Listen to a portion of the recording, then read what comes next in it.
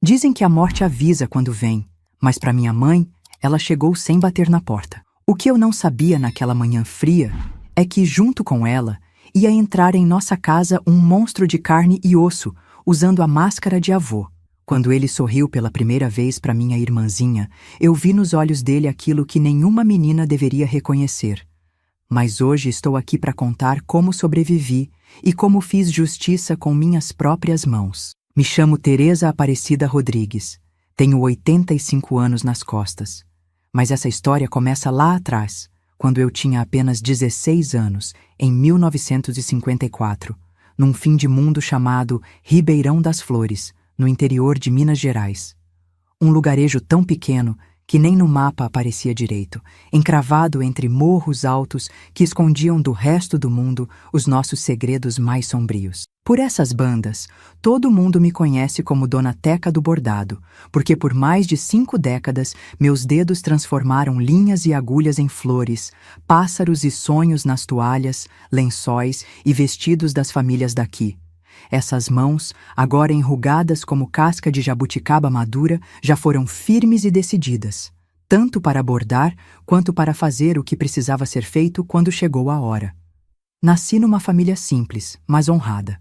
Minha mãe, Josefa, trabalhava de doméstica nas casas dos fazendeiros e, às vezes, lavava roupa no rio para complementar nossa renda.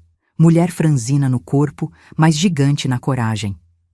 Já meu pai, bem, dele só conheço as histórias que minha mãe contava nas noites de lamparina acesa. Benedito era o nome dele. Partiu antes mesmo de me ver nascer, dizendo que ia buscar trabalho nas plantações de café de São Paulo e nunca mais voltou.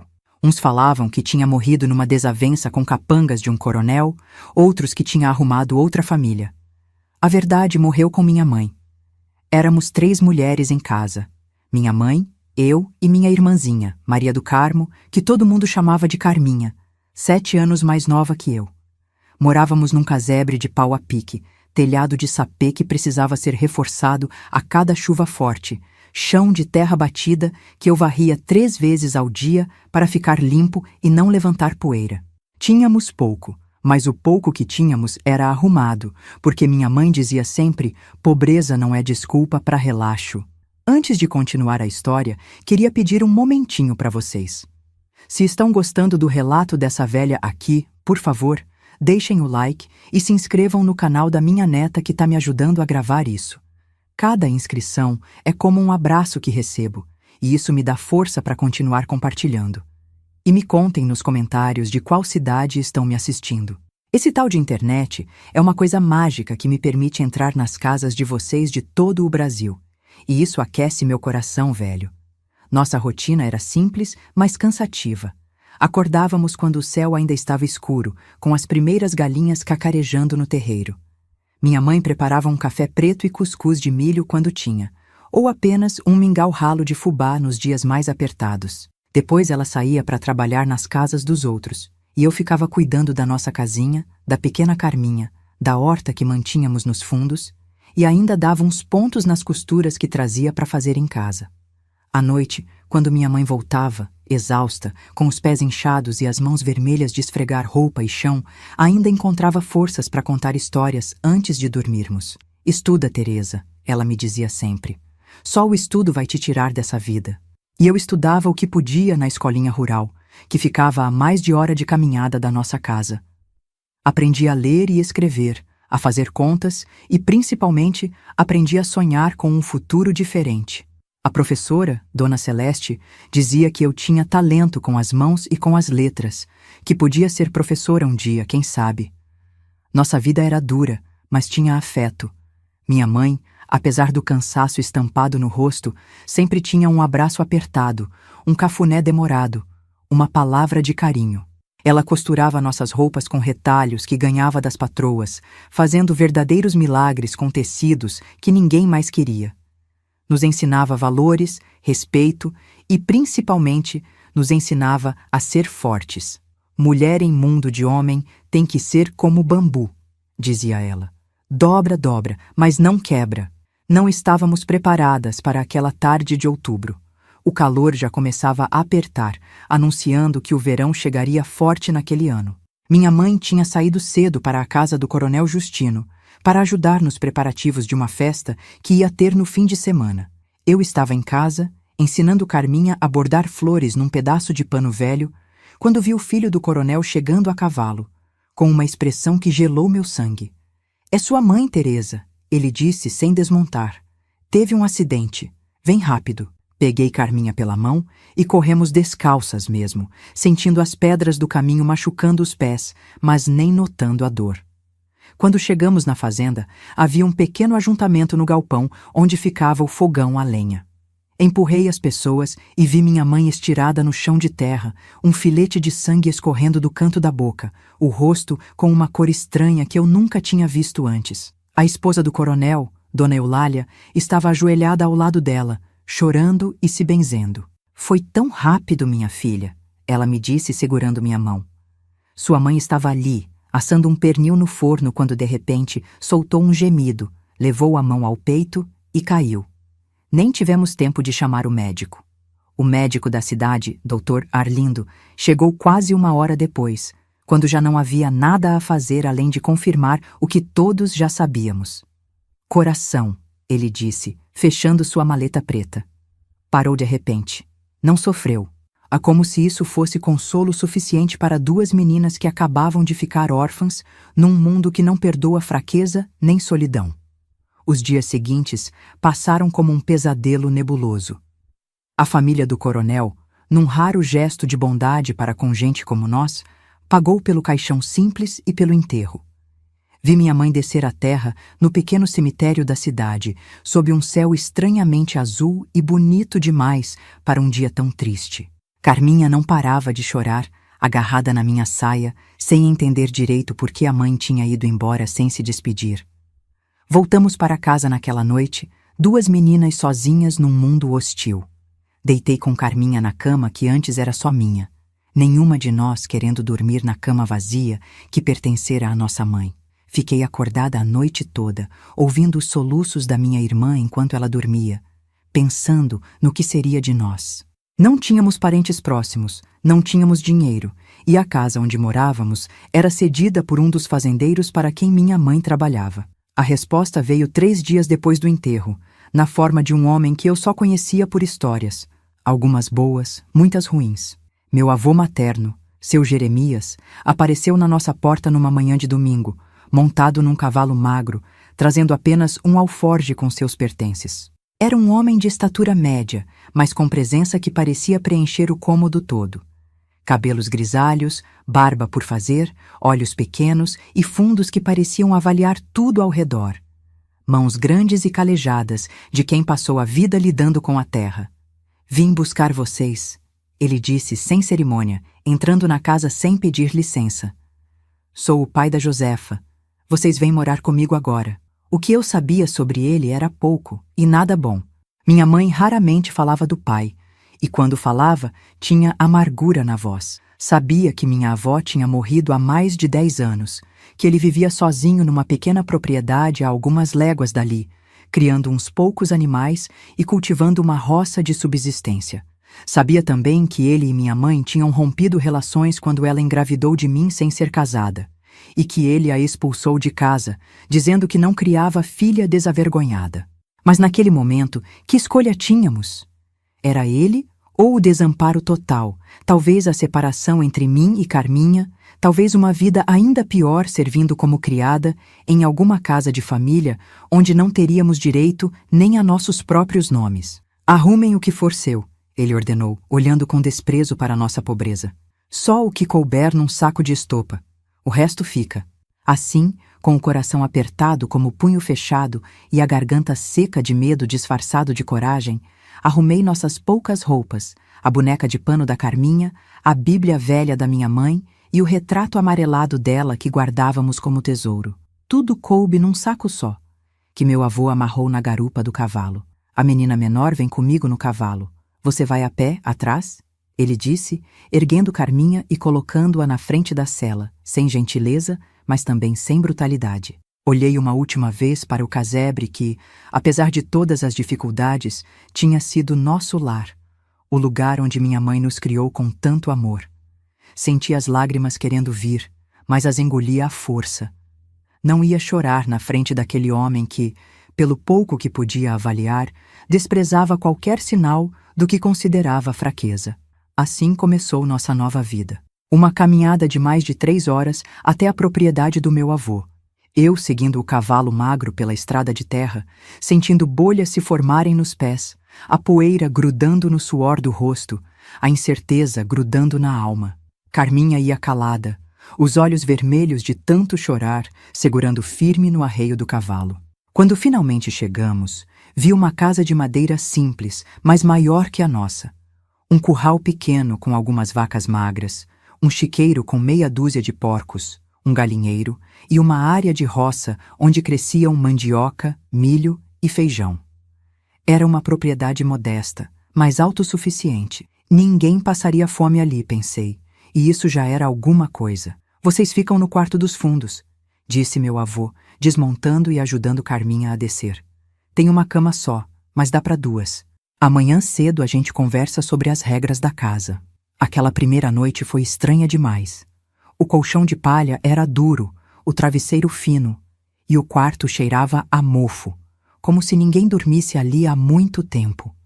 Abracei Carminha, que choramingava baixinho chamando pela mãe, e prometi a mim mesma que, acontecesse o que acontecesse, protegeria minha irmãzinha. Não sabia exatamente do que ou de quem precisava protegê-la, mas havia algo no olhar do meu avô que me deixava inquieta. Uma sombra que passava por aqueles olhos pequenos quando ele olhava para nós, especialmente para Carminha.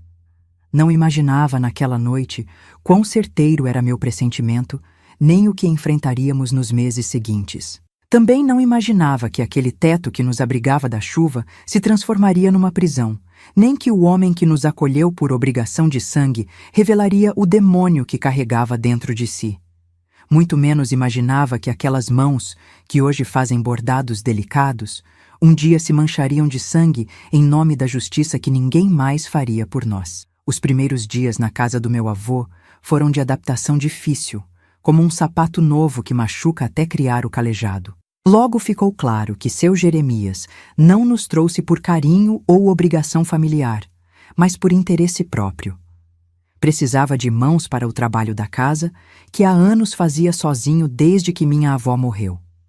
E ali, naquela propriedade isolada, 2 meninas valiam mais que uma empregada. Não custavam nada além da comida que comiam. Aqui ninguém come de graça, ele disse na primeira manhã, enquanto o sol nem tinha nascido direito e eu já estava de pé, tentando entender como funcionava o fogão a lenha enferrujado. Vamos deixar as regras bem claras. Você, Teresa, vai cuidar da casa, da comida e da roupa.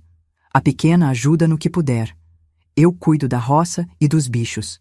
No domingo de manhã, vamos à missa no povoado para ninguém falar que crio 2 moças sem temor a Deus.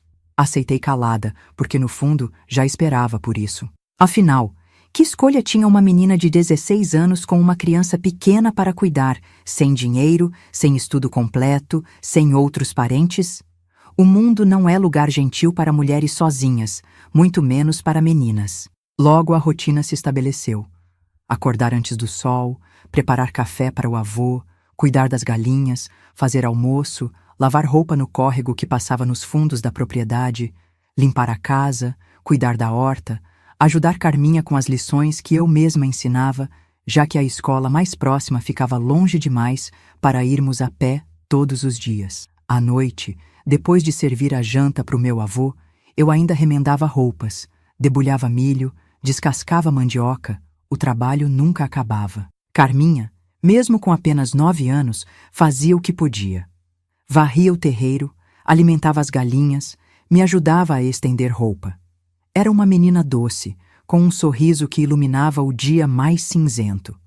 Mesmo com toda a dor de perder nossa mãe, ela ainda encontrava beleza nas coisas pequenas. Uma borboleta azul no jardim, um filhote de passarinho que caiu do ninho, as primeiras estrelas aparecendo no céu da noite. Teca, ela me perguntava às vezes quando estávamos sozinhas, você acha que a mamãe consegue nos ver lá do céu? Tenho certeza que sim, eu respondia, engolindo o nó na garganta. E tenho certeza que ela está orgulhosa de como você está crescendo forte e boa. Por quase 3 meses, as coisas seguiram assim, duras, mas suportáveis. Meu avô quase não falava conosco além do necessário. Passava os dias na roça ou cuidando dos animais, e as noites bebendo cachaça sentado na varanda, fumando aqueles cigarros de palha que ele mesmo enrolava. Às vezes o pegava olhando para nós com uma expressão estranha, principalmente para Carminha, mas achava que era apenas o jeito dele. Um homem velho, amargo, que não sabia lidar com crianças. Até que veio aquela noite que mudou tudo. Uma noite de chuva forte, com trovoadas que faziam a casa velha tremer. Eu e Carminha estávamos em nossa cama, abraçadas, tentando dormir apesar do barulho da tempestade.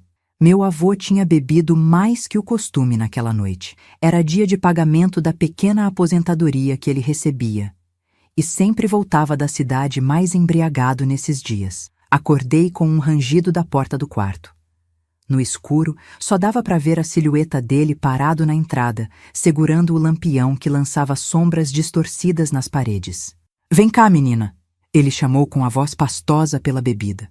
Pensei que falava comigo, mas logo vi que seus olhos, brilhando na luz amarelada do lampião, estavam fixos em Carminha, que ainda dormia. "O que foi, vô?" perguntei, já sentando na cama, o coração acelerando sem saber bem por quê. "Não é com você", ele respondeu, a voz carregando uma irritação contida. "É com a pequena. Quero mostrar uma coisa para ela." "Já está tarde", respondi, tentando manter a voz firme, apesar do medo que começava a crescer. "Carminha já está dormindo. Amanhã o senhor mostra." Ele deu um passo para dentro do quarto e o cheiro de cachaça e suor invadiu o espaço pequeno. "Não me diga o que fazer na minha própria casa, menina insolente", rosnou. "Eu sou o homem aqui. Vocês comem o que eu dou, dormem debaixo do meu teto. Agora acorda essa menina e manda ela vir comigo." Naquele momento, algo estalou dentro de mim. Não sei explicar, mas foi como se eu pudesse ver com clareza absoluta o que ia acontecer se deixasse Carminha ir com ele. Como se todas as histórias que já tinha ouvido sussurradas pelas mulheres da região sobre homens bêbados e meninas indefesas se materializassem diante dos meus olhos. "Ela não vai a lugar nenhum", falei, me levantando e ficando entre a cama e ele. "O senhor volte para o seu quarto e durma, vô. A bebida está falando por você." Vi algo passar pelo rosto dele, raiva, surpresa, e então um sorriso que me gelou até os ossos. "Você sempre foi abusada demais", ele disse, dando mais um passo em minha direção. "Igualzinha à sua mãe. Acha que manda em alguma coisa, mas vou te ensinar qual é seu lugar." Quando ele ergueu a mão para me bater, eu não recuei. Recebi o tapa com toda a força, sentindo o gosto metálico de sangue na boca, mas não saí do lugar. Se ele passasse por mim, teria que me derrubar primeiro. Carminha acordou com o barulho e começou a chorar, assustada. Isso pareceu piorar o humor dele. "Cala a boca, menina chorona. Vou dar um motivo real para chorar se não parar agora." Foi quando eu o empurrei.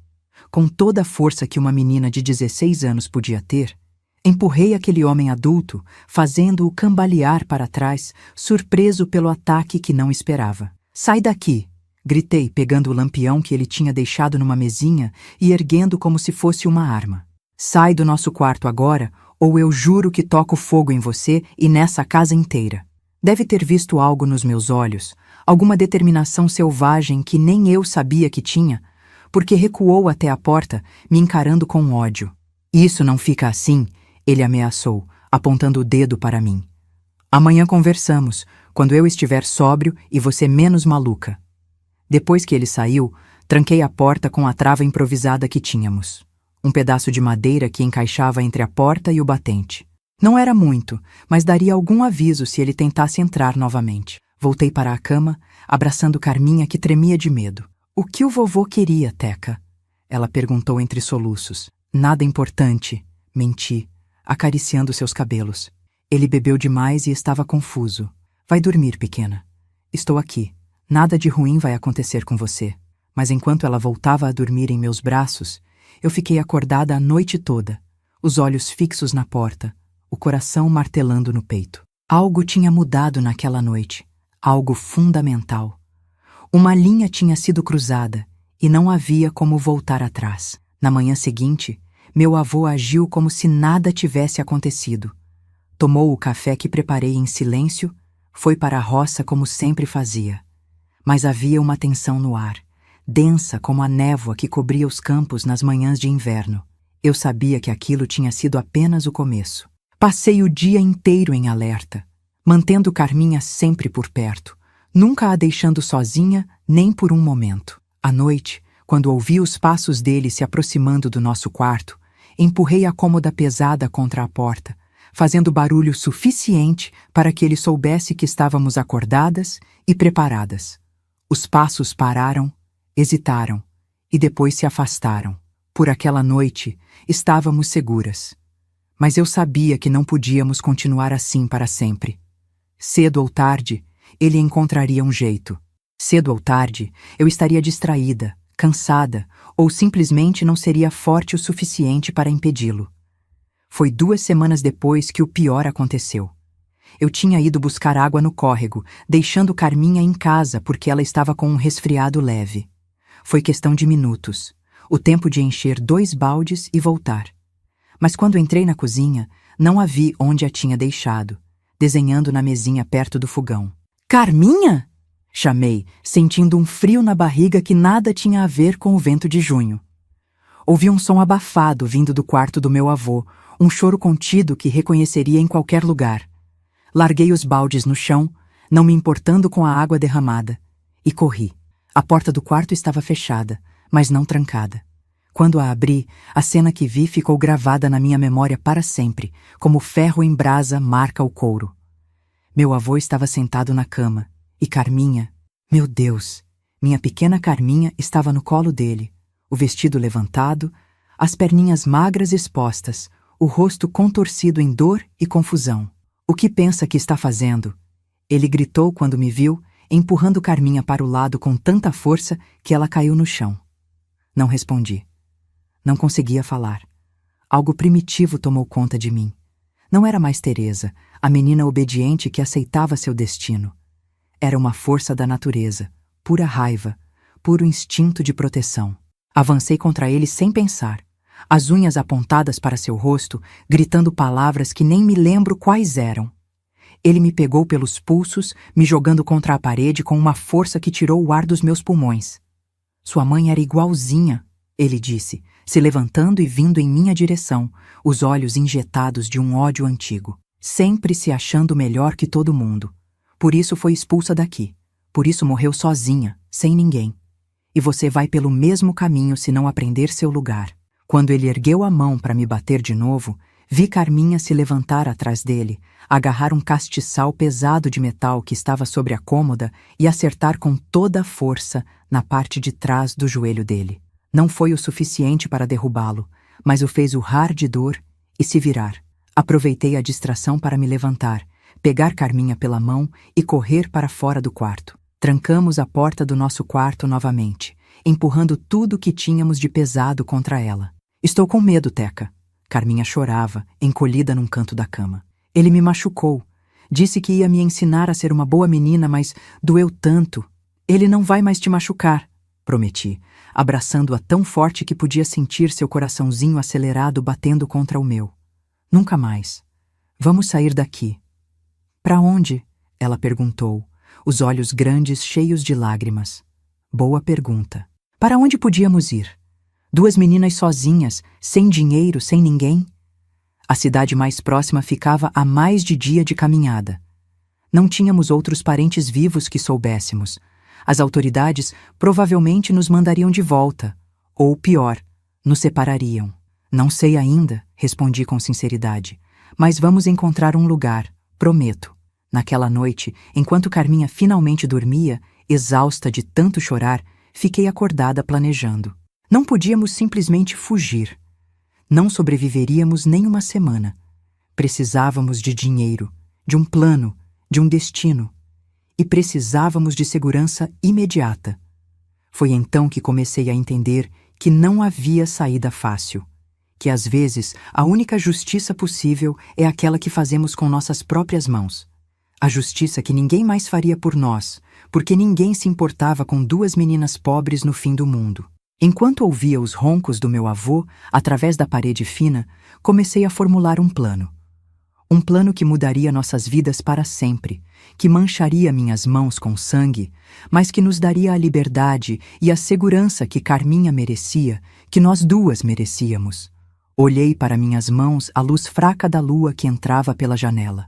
Mãos de menina ainda, com calos recentes do trabalho duro, mãos que sabiam fazer pão, bordar flores, trançar cabelos, embalar uma criança para dormir. Mãos que em breve conheceriam o peso de tirar uma vida para salvar outra. Seja o que for que aconteça, mamãe, sussurrei para o escuro, como uma prece. Espero que entenda por quê, e que esteja ao nosso lado quando a hora chegar. Nos dias que se seguiram àquela tarde horrível, Carminha mudou. O brilho nos olhos dela, aquela alegria natural que nem a morte da nossa mãe tinha conseguido apagar completamente, agora estava coberto por uma sombra. Ela quase não falava, não sorria. Dormia mal, acordando no meio da noite gritando, o corpo pequeno tremendo de pavor com pesadelos que não precisava me contar para eu saber do que se tratavam. E eu fervia por dentro. Uma raiva que nunca tinha sentido antes crescia em mim como erva daninha depois da chuva. Mas não podia me dar ao luxo de perder o controle, de agir sem pensar. Carminha precisava de mim inteira, forte, lúcida. Precisava de uma irmã mais velha que fosse também mãe, pai, protetora, curandeira da alma.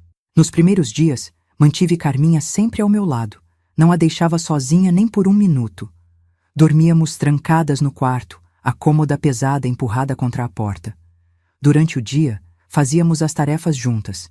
Ela me acompanhava para buscar água, para lavar roupa no córrego, para alimentar as galinhas.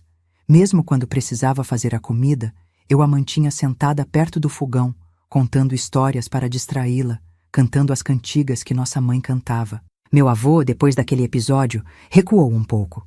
Talvez tivesse se assustado com minha reação. Talvez estivesse apenas esperando uma oportunidade melhor. Ele continuava nos olhando com aqueles olhos pequenos e frios, mas mantinha distância. Às vezes o surpreendia observando Carminha com um olhar que me revirava o estômago, mas ele desviava quando notava que eu tinha percebido. O que mais me doía era ver os esforços desajeitados da minha irmã para parecer bem, para não me preocupar. Ela tentava sorrir quando achava que eu estava olhando. Fazia desenhos coloridos como antes, mas aquilo não alcançava seus olhos. Era como se uma parte dela tivesse sido enterrada naquele quarto, junto com a inocência que toda criança merece conservar. Teca, ela me perguntou uma noite, quando estávamos deitadas no escuro. Por que o vovô fez aquilo comigo? Eu fiz alguma coisa errada? Meu coração se partiu em 1000 pedaços com aquela pergunta. Como explicar para uma criança de 9 anos que existem monstros no mundo e que às vezes esses monstros são da nossa própria família? Como fazer ela entender que a culpa nunca foi dela, que nada do que ela pudesse ter feito justificaria ou provocaria aquela violência? Não, meu amor, respondi, segurando suas mãozinhas nas minhas. Você não fez nada de errado. Nunca. O vovô é que está doente da cabeça e do coração. Algumas pessoas são assim. Fazem coisas ruins mesmo sabendo que não deveriam. Mas isso não tem nada a ver com você. Você é perfeita exatamente do jeito que é. Então por que dói tanto aqui dentro? Ela perguntou, apontando para o peito. Parece que tem um buraco. Não tinha respostas fáceis. Não podia prometer que a dor passaria logo, porque sabia que feridas como aquela deixam cicatrizes que duram a vida toda. O que podia fazer era estar ali, segurar sua mão na escuridão, protegê-la de mais dor e talvez, com muito cuidado e amor, ajudá-la a reconstruir um pouquinho da confiança perdida. A dor vai passar aos poucos. Falei com toda a sinceridade que consegui reunir. Não vai sumir completamente, mas vai ficar menor. E enquanto isso, estamos juntas. Eu não vou deixar nada de ruim acontecer com você de novo. Prometo pela memória da nossa mãe. Comecei a pensar em maneiras de ajudá-la a recuperar alguma alegria, algum sentido de segurança. Lembrei dos ensinamentos da minha mãe, das ervas que ela conhecia, das histórias que contava sobre cura, não só do corpo, mas da alma também. Passei a acordar mais cedo que o normal, antes do nascer do sol, para colher ervas no mato atrás da casa. manjericão para acalmar, melissa para ajudar a dormir, camomila para os nervos. Fazia chás e dava para Carminha, contando histórias sobre como nossa mãe dizia que essas plantas tinham o poder de expulsar as sombras da alma. À noite, quando ela tinha pesadelos, eu cantava baixinho em seu ouvido, cantigas de ninar que lembrava da nossa infância. Trançava seus cabelos todos os dias, dizia que cada trança carregava uma proteção especial. Era supersticioso, talvez até bobagem, mas se trouxesse algum conforto, já valia a pena. Um mês depois daquele dia terrível, comecei a notar pequenas mudanças. Carminha voltou a cantar enquanto lavava as mãos no tanque. Encontrei ela dando nomes às galinhas do quintal, conversando com elas como fazia antes. Uma tarde, ouvi sua risada. Frágil como asa de borboleta, mas ainda assim uma risada. Quando um pintinho recém-nascido subiu em seu sapato, eram sinais pequenos de cura. Frágeis como os primeiros brotos depois da geada, mas me enchiam de esperança. Minha irmãzinha estava encontrando o caminho de volta para si mesma, passo a passo, dia a dia. E eu estaria ali para apoiá-la em cada centímetro dessa jornada. Enquanto isso, continuava planejando. Não tínhamos dinheiro para fugir, mas descobri que meu avô guardava uma caixinha de metal no fundo de seu guarda-roupa, onde colocava o pagamento da pequena aposentadoria que recebia. Comecei a observar sua rotina com mais atenção, notando quando ele ia à cidade, quando voltava, quando bebia tanto que apagava na varanda. Também passei a prestar mais atenção nas conversas quando íamos à missa aos domingos. Ouvia as mulheres falando sobre trabalho nas cidades maiores, sobre famílias procurando empregadas domésticas, sobre a nova fábrica de tecidos que tinha aberto em Montes Claros, a quase 100 quilômetros dali. Foi numa dessas manhãs de domingo que conheci Dona Matilde, uma senhora de uns 60 anos, viúva de um comerciante que tinha se mudado recentemente para o povoado. Ela parecia diferente das outras mulheres dali. Usava roupas da cidade, falava de livros e música e tinha um jeito gentil de se dirigir às crianças, inclusive a Carminha. Sua irmãzinha tem olhos inteligentes, ela me disse depois da missa, enquanto estávamos sentadas no banco da praça. Meu avô tinha ido molhar a palavra no bar com outros homens, como fazia todo domingo, o que nos dava 1 ou 2 de liberdade. Mas tem uma tristeza neles que não é natural numa criança dessa idade. Não respondi de imediato, desconfiada. Não estava acostumada com estranhos notando coisas sobre nós ou se importando.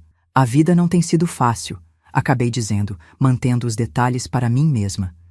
Perdemos nossa mãe há alguns meses. Dona Matilde assentiu, seus olhos fixos nos meus de um jeito que parecia enxergar mais do que eu queria mostrar. E agora moram com o avô, ela completou. Não era uma pergunta. Sei como é. Também perdi minha mãe cedo. Também fui criada por parentes que não tinham o melhor dos corações.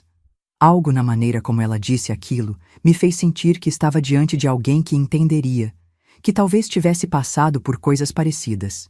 Mesmo assim, mantive minha reserva. Confiança era um luxo que não podia me dar. Se precisarem de qualquer coisa, ela continuou, escrevendo algo num pedaço de papel que tirou da bolsa.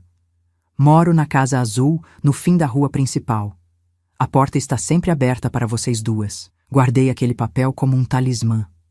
Não sabia se algum dia teria coragem de bater naquela porta, de confiar naquela estranha com nossa história.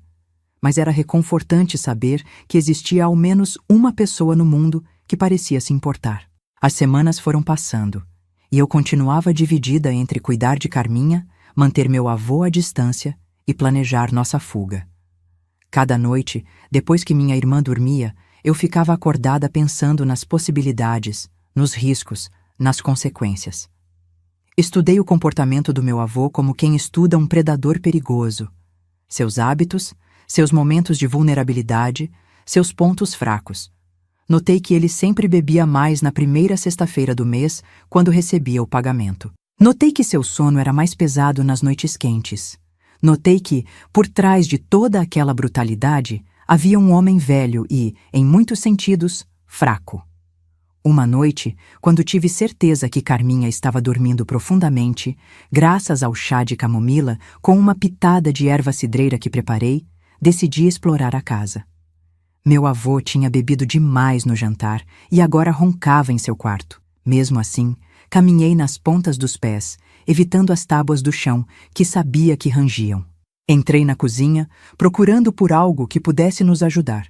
Foi quando vi a garrafa. Uma garrafa de vidro escuro que meu avô guardava no alto da prateleira, com um rótulo caseiro onde se lia Mata-Rato em letras tortas. Veneno para os ratos que às vezes invadiam o paiol de milho. Fiquei olhando aquela garrafa por um longo tempo, pensando no quão fácil seria. Algumas gotas na cachaça que ele bebia todas as noites. Um fim rápido para o pesadelo que vivíamos. Liberdade. Justiça. Estendi a mão, meus dedos quase tocando o vidro, quando ouvi um barulho atrás de mim. Virei rápido, o coração na garganta, para ver Carminha parada na porta da cozinha, os olhos arregalados, abraçando a boneca de pano que tinha feito para ela. Teca, o que você tá fazendo? A pergunta inocente dela me trouxe de volta à realidade. O que eu estava pensando? Eu, que sempre fui a certinha, a responsável, a que obedecia às regras. Eu, que nunca tinha machucado nem uma formiga por maldade. Estava ali, contemplando tirar uma vida. Mesmo que fosse a vida de um monstro, mesmo que fosse por proteção, seria capaz de viver com isso? Mais importante, queria que Carminha vivesse com isso, com o peso de saber que a irmã que idolatrava era capaz de algo tão definitivo? Nada, pequena, respondi, descendo a mão. Só procurando um remédio para sua tosse. Vamos voltar para a cama, está tarde. Enquanto a guiava de volta para nosso quarto, percebi que precisava de um plano diferente. Um que não manchasse minhas mãos com sangue, que não transformasse uma tragédia em outra ainda maior. Um plano que nos libertasse sem nos destruir no processo. Foi então que comecei a pensar na Dona Matilde e na oferta que ela tinha feito. Talvez fosse hora de confiar em alguém. Talvez fosse hora de pedir ajuda. Não para matar meu avô, mas para escapar dele. Para salvar Carminha. Para nos salvar. Naquela noite, deitada ao lado da minha irmã, senti uma mudança dentro de mim. A raiva ainda estava lá, pesada como uma pedra no peito, mas ao lado dela havia algo novo crescendo: determinação. Não a determinação desesperada de quem está encurralada, mas a determinação calma de quem encontrou um caminho. Vamos ficar bem, pequena, sussurrei, mesmo sabendo que ela já dormia. De um jeito ou de outro, vamos sair daqui. E um dia, essa dor que você carrega vai ser apenas uma cicatriz antiga, que só dói quando chove. E enquanto o vento assobiava nas frestas da janela mal vedada, fiz uma promessa silenciosa à memória da minha mãe. Não deixaria que o monstro que morava sob o mesmo teto que nós destruísse o que restava da inocência de Carminha. Não deixaria que ele roubasse nosso futuro, como já tinha tentado roubar nosso presente.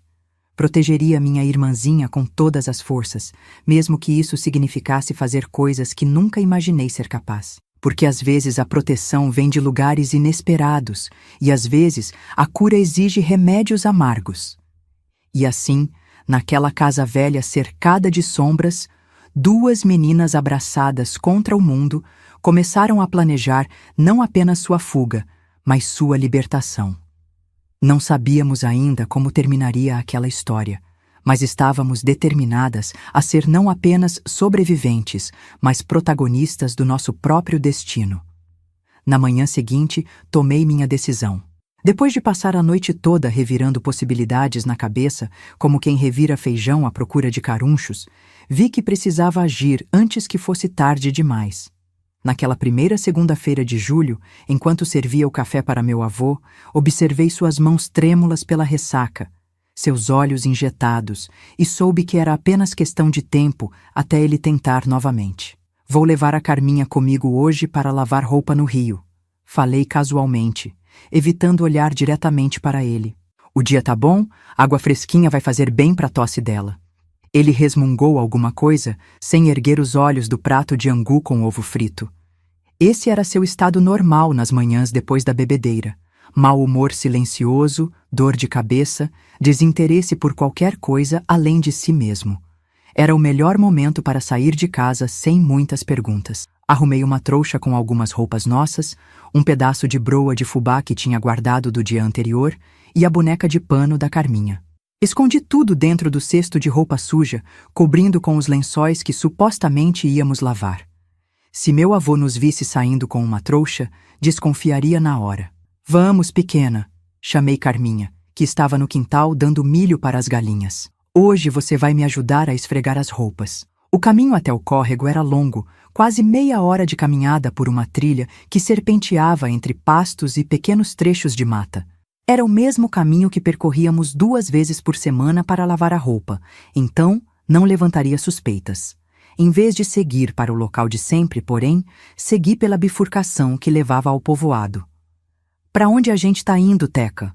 Carminha perguntou, confusa pela mudança de rota. Vamos fazer uma visita antes de lavar a roupa, respondi, apertando sua mãozinha na minha. Lembra da dona Matilde, a senhora da igreja que falou com a gente domingo passado? Vamos até a casa dela. Carminha assentiu, sem mais perguntas.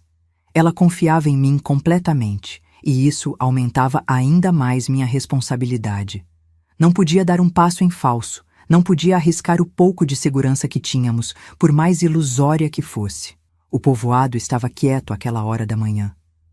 Algumas mulheres varriam as calçadas em frente às casas, um cachorro magro dormia no meio da rua de terra.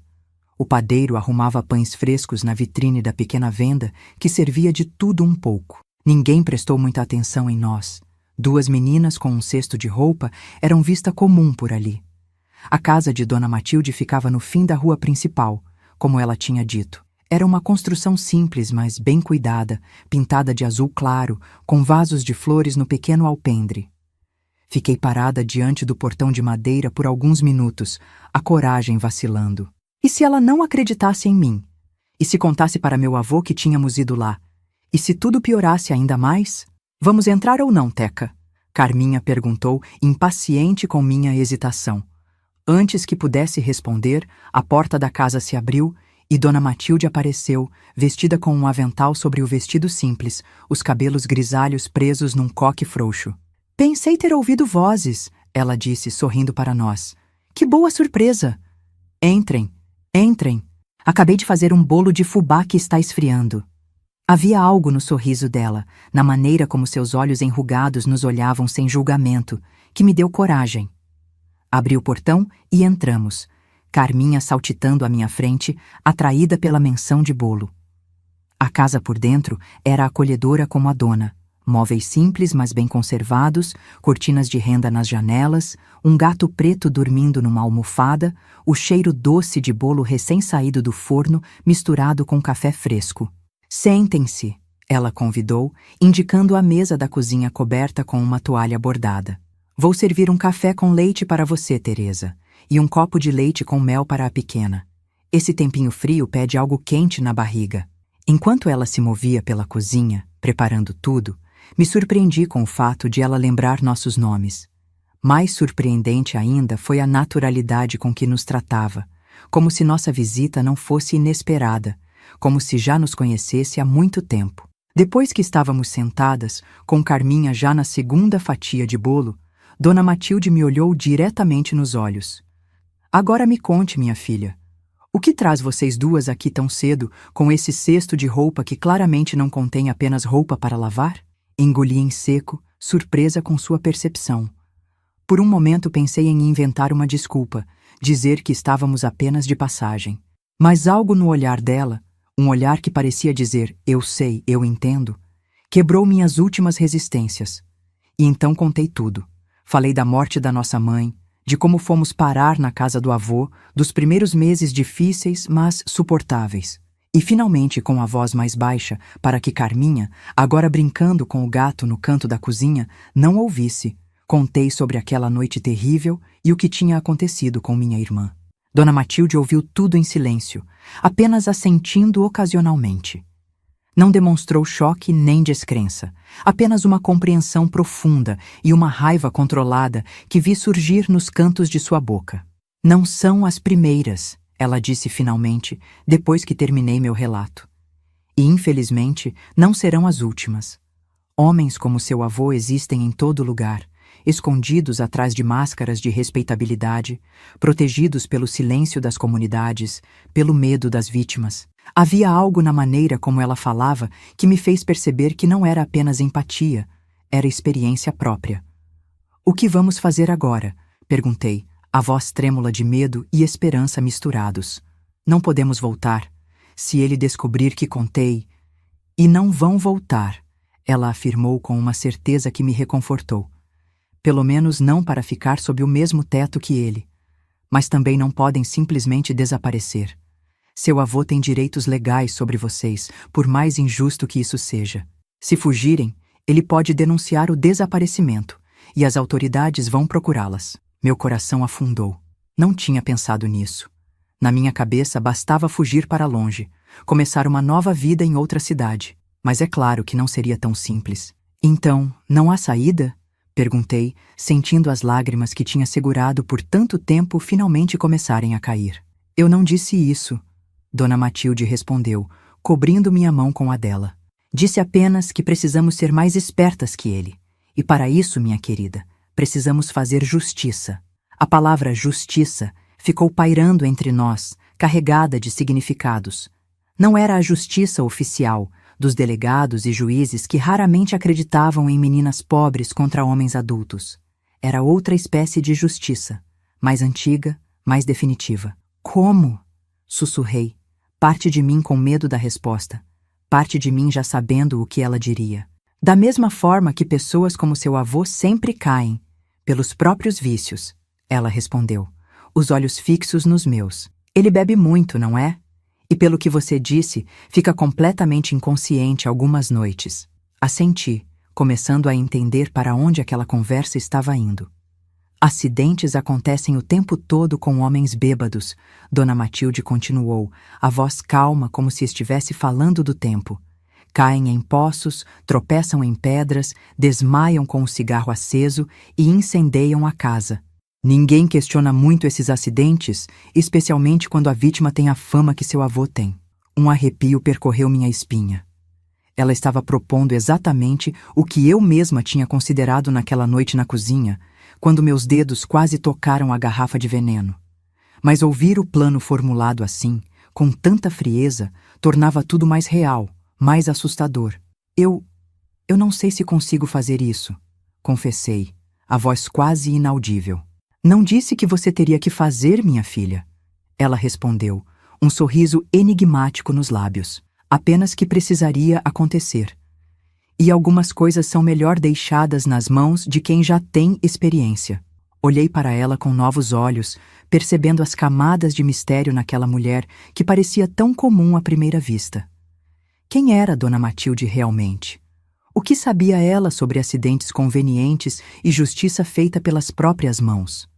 "Por quê?" perguntei finalmente. "Por que nos ajudaria desse jeito? Mal nos conhece." Ela ficou em silêncio por um momento, os olhos perdidos em algum ponto distante, como se estivesse vendo o passado. "Porque ninguém me ajudou quando eu estava no lugar da sua irmãzinha", respondeu finalmente, a voz carregada de uma dor antiga. "Porque prometi a mim mesma, há muitos anos, que se um dia pudesse impedir que outra menina passasse pelo que passei, faria o que fosse necessário." "E porque no mundo em que vivemos, minha querida, às vezes a única justiça possível é aquela que fazemos com nossas próprias mãos." Olhei para Carminha, que brincava inocentemente com o gato, alheia à conversa sombria que acontecia a poucos metros dela. Pensei em tudo que ela já tinha sofrido, na dor que vi em seus olhos naquela tarde terrível, nos pesadelos que a acordavam gritando. Pensei também na minha mãe, em como ela tinha nos protegido enquanto pôde, em como ela esperaria que eu continuasse protegendo Carminha, agora que ela não estava mais aqui. "O que precisamos fazer?" perguntei finalmente, a decisão tomada. Dona Matilde sorriu, não um sorriso de alegria, mas de determinação compartilhada. "Primeiro, vocês ficam aqui hoje. Vou mandar um recado para seu avô, dizendo que as encontrei passando mal no caminho do córrego e as trouxe para minha casa. Isso nos dá tempo. Amanhã, você vai voltar para da casa dele como se nada tivesse acontecido, como se fosse apenas mais um dia normal. E Carminha, fica comigo, Diremos que ainda está fraca, com febre. Seu avô não vai se importar muito. Pelo que você disse, ele prefere quando vocês não estão por perto durante o dia. Ela se levantou, foi até um armário velho no canto da cozinha e voltou com um pequeno frasco de vidro escuro. Isso aqui, explicou, é um extrato de ervas que conheço bem. Inofensivo em pequenas doses, acalma os nervos, ajuda a dormir. Em doses maiores, causa um sono profundo, quase comatoso. E misturado com álcool. Deixou a frase no ar, mas entendi perfeitamente a implicação. Quando ele estiver completamente inconsciente, o resto acontece. Um acidente lamentável, uma vela derrubada perto das cortinas velhas, uma queda no poço do quintal, um tropeço fatal na escada da adega. Ainda não decidi qual será mais convincente, mas tenho até amanhã à noite para planejar. E depois? Perguntei, a boca seca pela tensão. Depois, minha querida, vocês vão morar comigo, como minhas sobrinhas que vieram da capital. Ninguém vai questionar muito.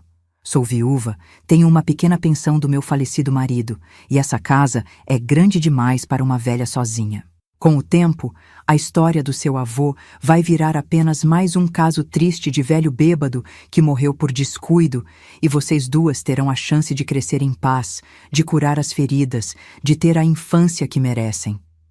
Parecia simples demais, perfeito demais. Mas naquele momento, agarrei-me a esse plano como um náufrago se agarra a um pedaço de madeira em alto mar. Era nossa única chance, nossa única esperança de escapar do pesadelo em que vivíamos. E se algo der errado?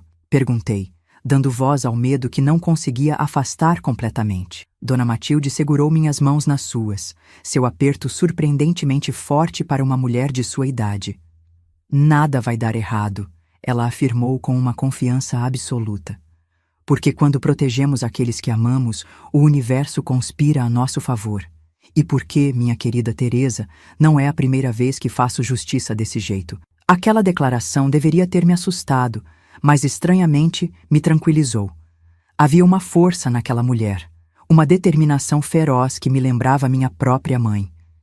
E pela primeira vez em meses, senti que não estávamos mais sozinhas no mundo, que talvez, apenas talvez, existisse uma saída para o nosso inferno particular. Naquela noite, Carminha dormiu tranquila, numa cama macia com lençóis limpos, o gato preto enrolado aos seus pés como um guardião silencioso. E eu, pela primeira vez desde a morte da minha mãe, permiti-me chorar verdadeiramente. Não lágrimas de desespero ou medo, mas lágrimas de alívio, de esperança, e sim de uma antecipação sombria pelo que viria na noite seguinte. Porque se há algo que aprendi cedo demais nessa vida, é que às vezes precisamos nos tornar o monstro para derrotar o monstro. E que nesse mundo injusto, algumas pessoas só entendem a linguagem da violência que elas mesmas ensinaram. Na manhã seguinte, acordei antes do sol, o coração martelando no peito como tambor em dia de festa. Dona Matilde já estava na cozinha, preparando um mingau de aveia com canela que encheu a casa com seu aroma reconfortante. Carminha ainda dormia, enrolada como um bichinho entre os lençóis limpos, o rosto finalmente em paz, sem as rugas de preocupação que tinham se tornado tão comuns nos últimos tempos. "Está pronta?" Dona Matilde perguntou, me entregando uma xícara de café preto e forte. "Não", respondi com honestidade. "Mas vou fazer o que precisa ser feito mesmo assim." Ela sorriu daquele jeito enigmático dela, os olhos brilhando com uma sabedoria antiga. "É assim que a coragem verdadeira funciona, minha filha.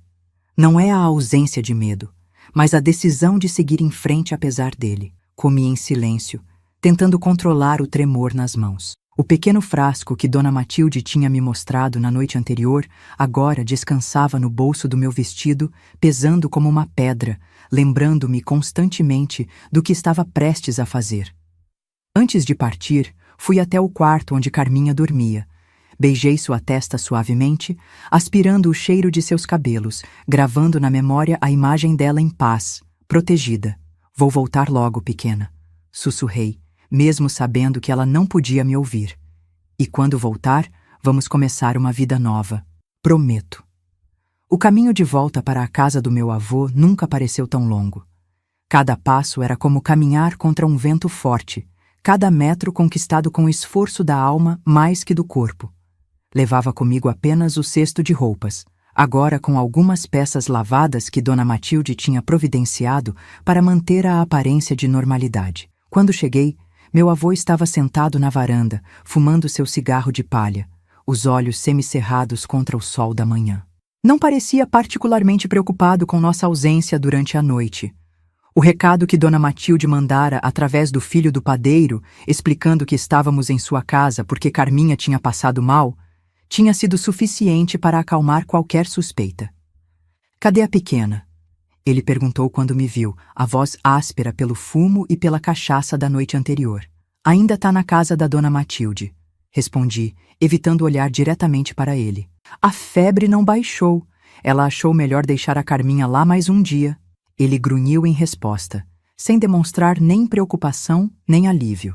Para ele, Carminha era apenas um estorvo, uma boca a mais para alimentar.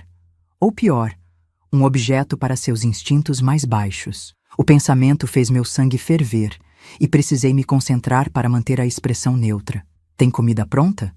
Ele perguntou, jogando a ponta do cigarro no chão de terra. "Ainda não. Vou fazer agora mesmo." O dia se arrastou numa tensão que apenas eu sentia. Fiz as tarefas de sempre. Cozinhei, limpei, alimentei os animais, capinei um pedaço da horta.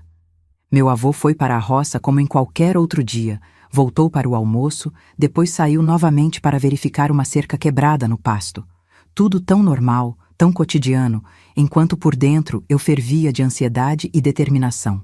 À tarde, preparei com especial cuidado o jantar que seria seu último. Matei uma galinha gorda, fiz um ensopado com mandioca e cheiro verde, assei um pão de milho no forno a lenha. Queria que fosse uma refeição especial, não por consideração a ele, mas porque precisava que comesse bem, que bebesse bastante, que ficasse satisfeito e sonolento. Quando ele voltou no fim da tarde, o cheiro da comida já impregnava toda a casa. Vi seus olhos brilharem de gula ao ver a mesa posta, a galinha dourada no centro, a garrafa de cachaça que eu tinha colocado estrategicamente ao alcance de sua mão. "Que ocasião é essa?" Ele perguntou, desconfiado. Não estava acostumado a tantos agrados. "Nenhuma especial", respondi de costas para ele, mexendo algo no fogão para que não visse meu rosto.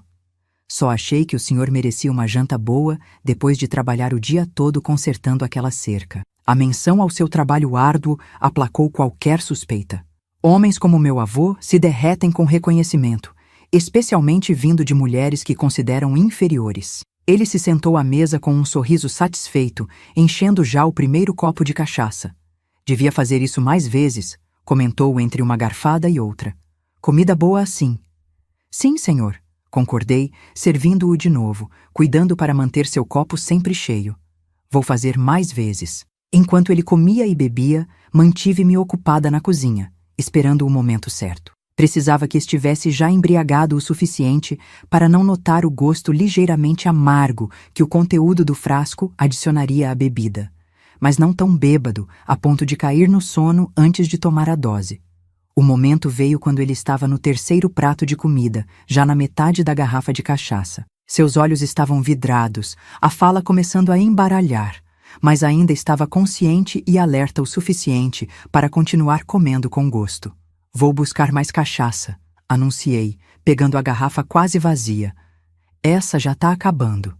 Fui até a cozinha, o coração tão acelerado que podia ouvi-lo nos ouvidos. Com mãos trêmulas, tirei o frasco do bolso, abri-o e derramei todo o conteúdo na garrafa nova de cachaça que tinha separado. Balancei para misturar bem, respirei fundo algumas vezes para me acalmar e voltei para a sala. "Aqui, uma garrafa nova", falei, colocando-a ao lado dele. Ele nem mesmo agradeceu, apenas pegou a garrafa e encheu novamente o copo. Vi-o beber, um gole longo e profundo, e me forcei a não desviar o olhar, a não demonstrar nenhum sinal do turbilhão que me corroía por dentro. "A comida tá boa demais hoje", ele comentou, já com a voz arrastada. "Devia ter matado sua mãe antes, se soubesse que você ia cozinhar assim." A frase, dita sem pensar, na crueza da embriaguez, foi como uma facada. Era isso então o que ele pensava? Que a morte da minha mãe tinha sido um benefício porque agora tinha uma cozinheira melhor? O ódio que senti naquele momento quase me fez perder o controle, quase me fez gritar todas as verdades que guardava na garganta. Mas me contive. Não era hora de explosões emocionais. Era hora de esperar, de observar, de garantir que o plano seguisse como planejado. Vou arrumar a cozinha, falei, me afastando da mesa. O senhor pode ficar à vontade. Ele já não parecia me ouvir direito. Os olhos estavam semicerrados, a cabeça começando a pender para frente. O efeito da mistura era mais rápido do que eu esperava. Ou talvez fosse apenas a combinação do cansaço do dia, da barriga cheia e da bebida forte. Da cozinha, observei enquanto ele lutava para se manter acordado, enchendo mais um copo por puro hábito. Seus movimentos estavam descoordenados, a mão derramando parte da bebida na mesa. Finalmente, após mais alguns minutos, vi sua cabeça cair para frente, o copo escorregar de seus dedos frouxos e rolar pela mesa. Aproximei-me com cautela. Vô? Chamei baixinho. Nenhuma resposta. Vô? Repeti mais alto, sacudindo seu ombro. Nada. Estava completamente inconsciente, o ronco pesado saindo de sua boca entreaberta, um fio de baba escorrendo pelo canto dos lábios. Corri até a janela e acendi a lamparina, colocando-a no peitoril como tínhamos combinado. O sinal para Dona Matilde de que era hora. Então sentei na cadeira em frente a dele e esperei, observando o rosto do homem que tinha transformado nossa vida num pesadelo. Não sei quanto tempo se passou até ouvir as batidas suaves na porta dos fundos. Quando abri, Dona Matilde estava lá, vestida de preto, tão silenciosa quanto uma sombra. Está feito? Ela perguntou entrando na cozinha. Sim, respondi, apontando para a sala de jantar. Está completamente apagado. Nenhum terremoto o acordaria agora. Ela assentiu, os olhos brilhando com uma determinação que eu nunca tinha visto em ninguém.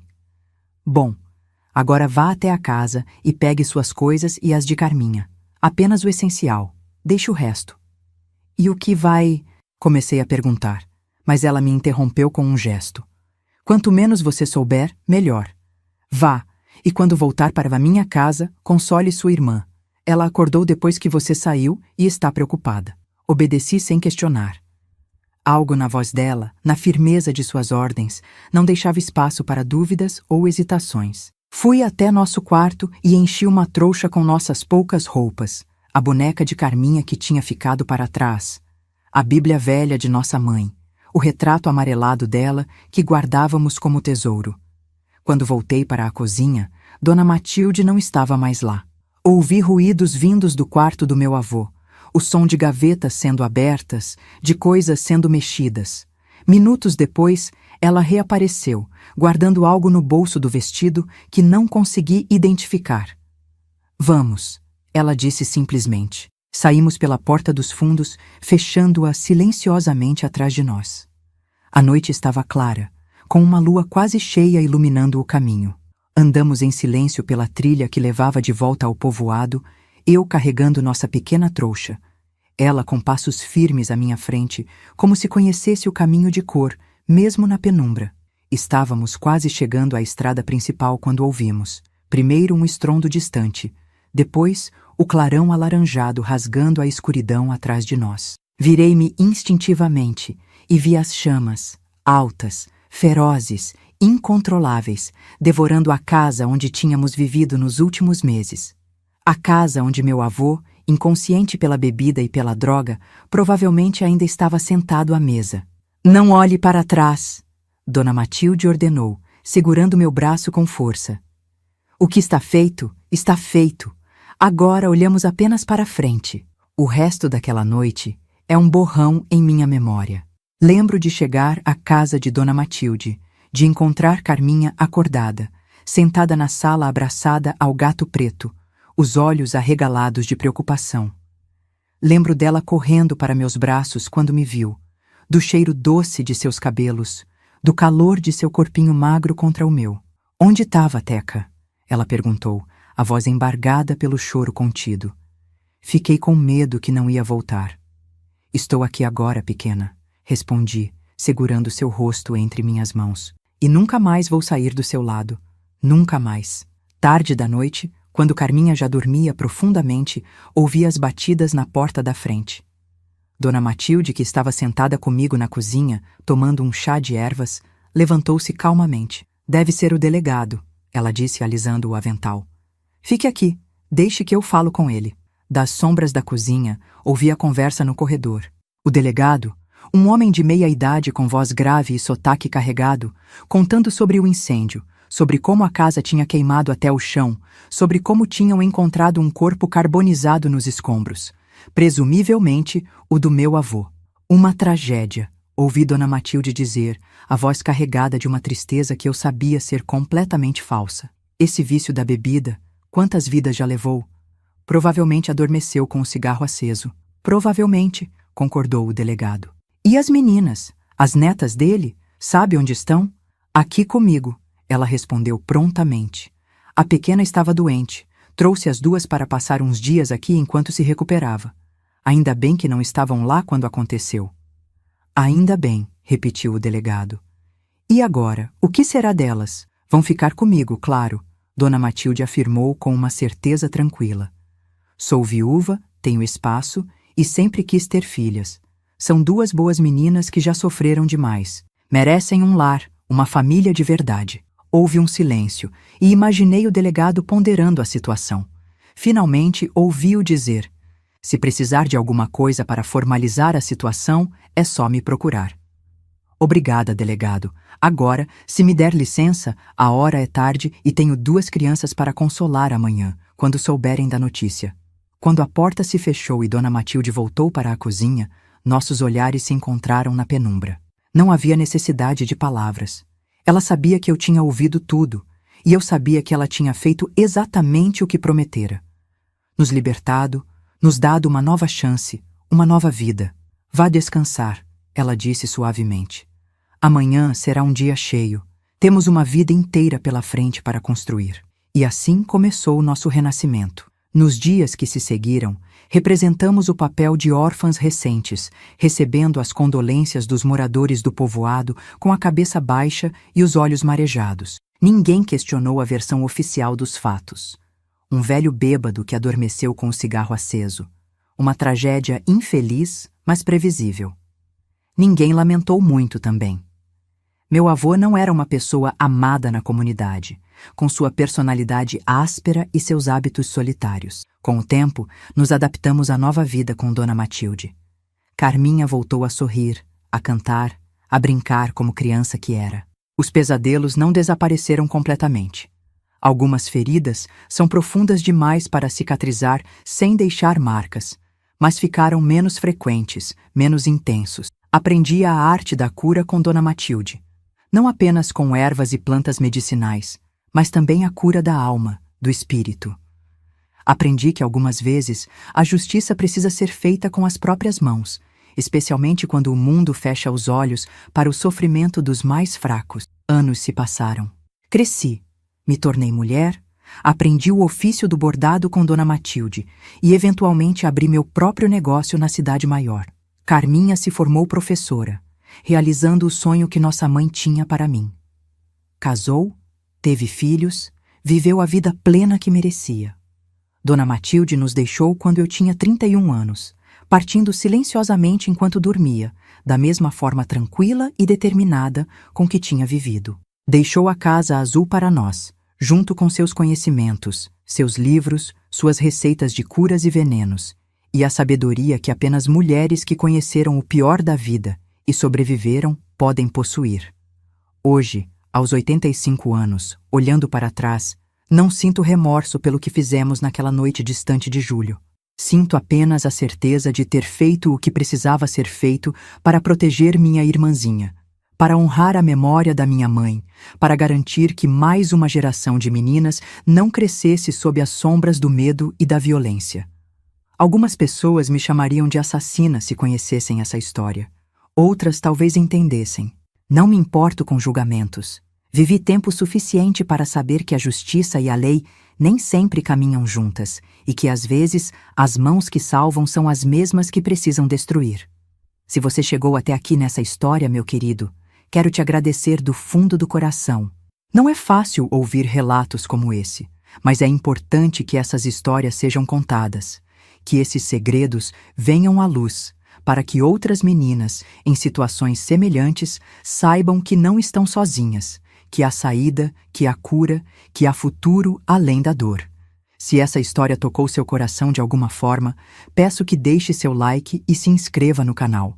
Cada inscrição nos ajuda a alcançar mais pessoas, a tocar mais vidas, a dar voz a quem por tanto tempo foi silenciado. E não esqueça de entrar no nosso grupo do WhatsApp, o link está na descrição do vídeo. Lá, compartilhamos diariamente histórias reais de outras senhoras que, como eu, carregam cicatrizes antigas, mas encontraram formas de transformar dor em força, trauma em sabedoria. A vida pode nos quebrar de mil maneiras, meus queridos, mas a escolha de permanecer quebrada ou de juntar os cacos e construir algo novo, algo belo, algo significativo, essa escolha é sempre nossa. E enquanto houver uma de nós para contar a história, para passar adiante a sabedoria adquirida no fogo da adversidade, nenhum sofrimento terá sido completamente em vão. Que Deus abençoe cada um de vocês que me assiste e que nunca falte coragem para fazer o que precisa ser feito quando a hora chegar.